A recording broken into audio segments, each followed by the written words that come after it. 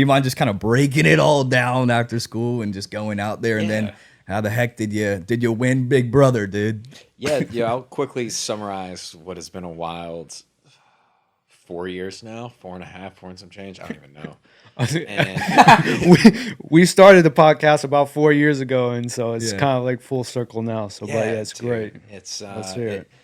and to think about like where I was at in life when I first even moved out to LA, it was February of 2019. I was in a really bad spot. Twas, as folks that don't know, is Andy, and Andy and I know each other. I still get called Twas. Okay, word. Yeah, I didn't know if that was something. It's not gone yet. I'm keeping it alive. Yeah, keeping it alive. Keep it running. So Twas and I go way back to the college days, and I was very drastically caught up in the world, and after college had to take a year off, and was just living in Nashville, and just quickly started to continue my spiral downhill. And by 23 years old, it was pretty evident to me that I wasn't going to make it to 25 if I stayed in Nashville. I was in a really dark world here and with some not great people around me, and then some good buddies around me that I was almost kind of pulling down with me. And I just kind of had this moment of like, I'm either going to like inadvertently end up killing myself, or maybe intentionally, or someone's going to like take me out legit. Yeah. And it was a wild kind of moment of like, I need to get out of this city. Yeah. And so I just booked a one-way ticket for February 1st. 2 weeks later, flew out to LA, had no car, no job, no plan. I had like less than $1,000 to my name, dude. I get out of the plane and I have 4 massive suitcases on the little cart, and it's pouring down rain. No idea what I'm going to do. And just started applying for jobs. 10 days in, still haven't heard back. Like 50 different restaurants, bro. Every bar in West Hollywood you can imagine, I applied there. Yeah.